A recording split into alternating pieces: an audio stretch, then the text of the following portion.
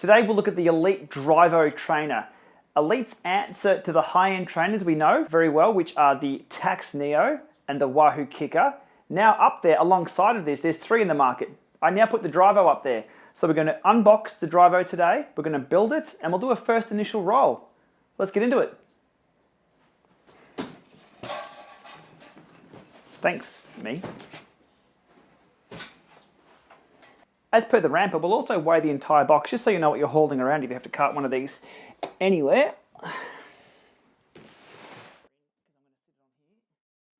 Just over 20 kilos. So a little bit heavier than the ramper to move around. Pretty much on par with the Kicker and the Neo. So we'll go through what we have in the box today.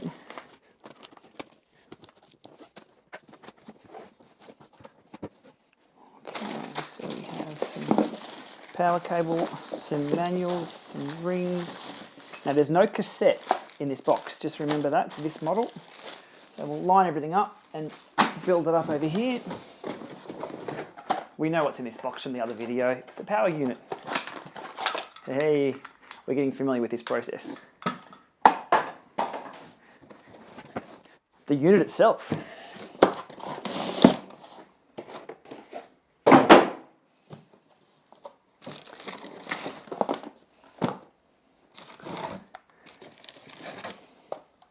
Some feet. Okay, there's a handle on this side. There we go.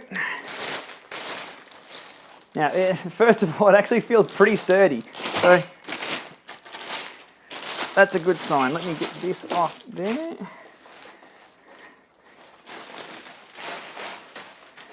Okay. What are we doing here? There's the... Well, easy as that. That's not bad at all. Okay, so that's it for the box. Thank you, box. Now, let's have a look at the unit. So what have we got? We've got the unit itself, as you saw me put this together. So let's have another look at that. That swivels around. Here's the lockout. There's a little lockout unit here. There we go. So that's the... If you can see that, it'll click into place. There we go. And to get this in place here, again, I'll get to the manuals in a sec, but this is the fun part. So little knob in here, locks it in place. So on the feet here, we've got three options. We have 29-inch MTB, we have 27.5 MTB, and we have 28-inch road. Learnt my lesson. 28-inch road's what we're after. Let's put these on.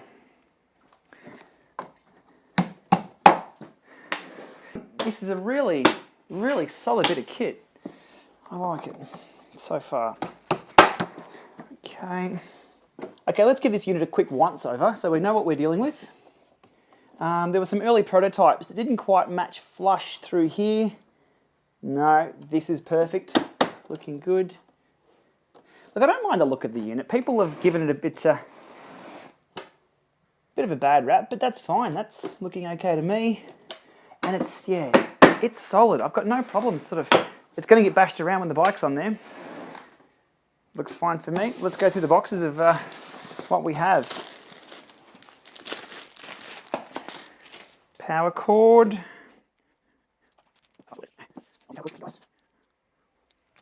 Okay. Now this is a magic box. What have we got in here? Oh, hello. Okay, we have cadence sensor kit. Okay, we'll look at that in a second. So we've got a cadence sensor kit. USB key, thank you. Again, brilliant inclusion for the USB kit in the USB key in the Aussie version I have here. We have here's some I prepared earlier, but it's always good to have a spare. We have some chamois cream again. Thanks, guys. Oh, now we're talking. We have the Elite software provided on Uh-oh. Who's got a DVD? We'll have to find a DVD to convert those over. There may be I'm guessing there's downloads of those as well. And we've got some real video up to compatible with real trainers. Fantastic. Again, DVD, but we'll get that converted over somehow. Okay, there's our box of goodies.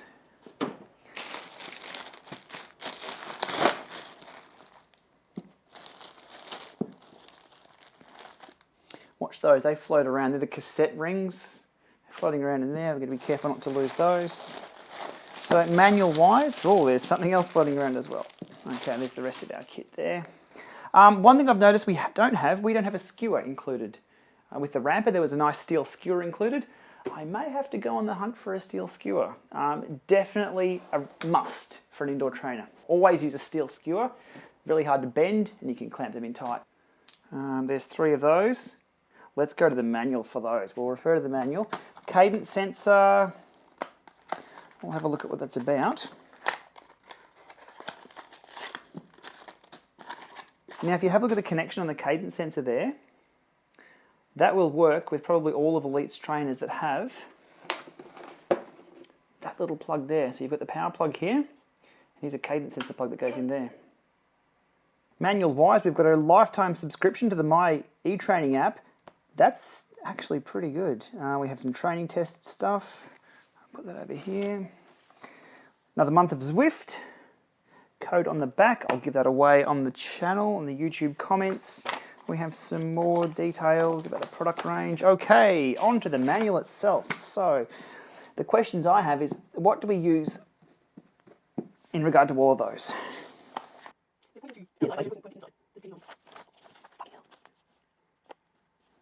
Okay, so I believe this is the right adapter to go into this side. We're in. Okay, time to get the cassette onto here. We're using a 10-speed cassette. The S-Works that I have with the Quark has 10 speed, so we'll use the spacers supplied onto here. And this is a very entry-level cassette, so it's all in one pretty much. Let's get that on.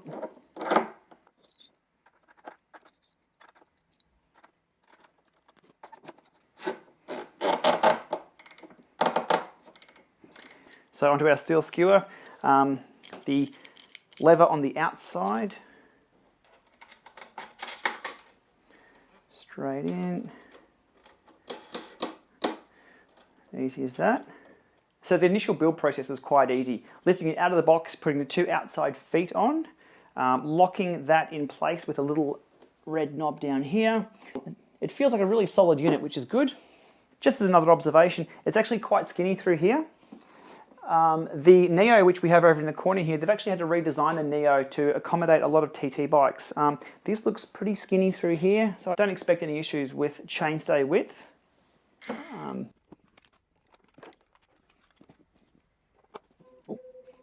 Status lights of power, Bluetooth and ANT. So we know what it's communicating on. As you see now, it's seeking both. So this power cord at the back here, here's a neat little trick I saw at Eurobike from the guys. Here's the design of that. Keeps it nice and safe, and you're not going to have any pullouts. Currently drawing 3.2 watts, but the system is seeking a friend on either Bluetooth or ANT. Okay, let's get the bike on. As mentioned in my how to remove a rear wheel like a pro video, always whack it down to the 11 or 12 at the back and put it in your 39. Much easier to drop a rear wheel out, so flick the back brakes, done. Rear wheel pops straight out. Okay, and lining the bike up there with the last cog.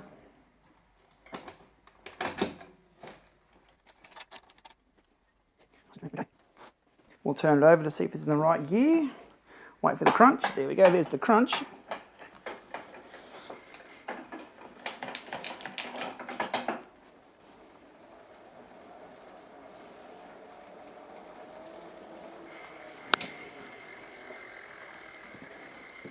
Let's check the height of the rear axle just to see how much spacing we need at the front here. So on the Neo, which is actually quite high, we're looking at 36 centimeters in height.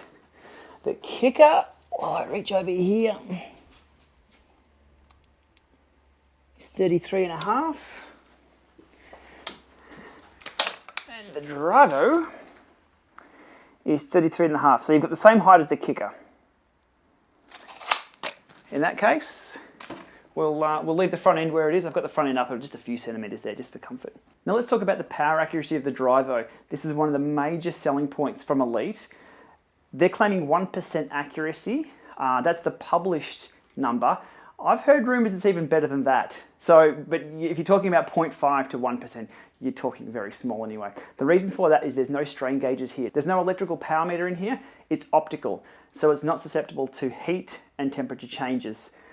That's brilliant, and that really, really helps me out. We know how much I love the Neo because of the power accuracy. This thing is meant to be next level. So the follow-up video to this one will be the power tests, but for now, there's the build, there's the bike installation, and what comes in the box. And so missing from that was the skewer, but not a big one. The cassette as well, so you'll have to find yourself a cassette and have the right tools. If you're buying this from a local bike store, they'll be able to help you out with both the skewer and the rear cassette as well. The build was a lot easier, I have to say, than the ramper, because I didn't get the wheel size wrong. And the overall feel of the unit there, that bike is locked in nice and tight. There's enough weight in here as well. It has a decent flywheel. Look, and just to comment on the looks of this thing, there's been a lot of references to Dyson vacuum cleaners and R2-D2. Look, in person, I like it. That actually works quite well. The Neo's quite pretty, but this functions quite well. And for me, it's about the experience. What's it feel like? Also, you know, was it easy to open the box and put it all together? That was relatively good. So I'm still in my jeans and standard shoes. I'm going to jump on and have a quick roll just to feel the responsiveness under Zwift. Let's get it set up. Here's what I'm hoping to see. Haven't tested it yet. I'm hoping to see, I'm going to be pairing this via Ant Plus. I'm hoping that will go solid and that will go off. We'll put that to the test now. So we'll make sure everything's woken up. Oh, one moment.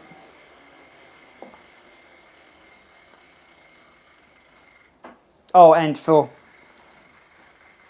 balance. Okay, so everything's woken up. We'll pair to the power source of this, so that moves us forward under Zwift. One hot tip with the Elite trainers, they fully support the FEC standard. ANT plus FEC stands for Fitness Equipment Control. That's the recommended one to pair with for everything under Elite. There we go, it's just popped up as Elite there, so it's got its name. And what we're all here for is the Smart Trainer. Oh, we've got cadence built in there. Let's go with my Quark for that. I do like my Quark. Okay, we're good. We won't do the whole pretzel. That's a long ride. Oh, by the way, everything in this video as well that you see here set up in this room is covered in one of my other videos. I'll link below to that. If you see anything you like in here, all the products are listed below, so you can get yourself set up just like this. Okay, here we go. Okay, so we're a few hundred meters in now. Let's check on those lights out the back. Brilliant. That's what I'd like to see. Exactly what we thought happened. So the connection has been paired. I look pretty silly in these jeans. Ignore that, I'm riding a bike. The ANT is solid and green, so we know we're communicating via ANT, and Bluetooth has been shut off. Okay. We'll have to get around the corner to go up these hills.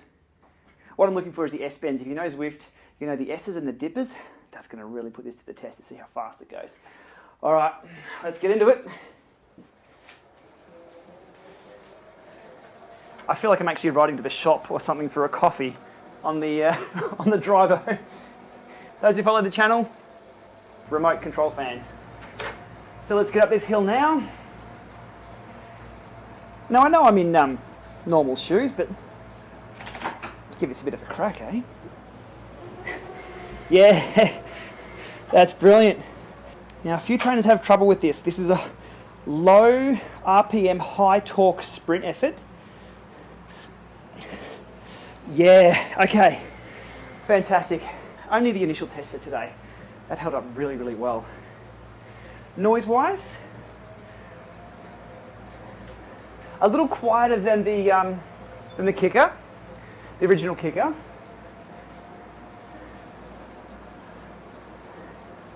Just a little bit more to it than the Neo. But this is definitely not obnoxious. It's a lower hum than a higher pitched hum. And hey, that resistance change kicked out really well.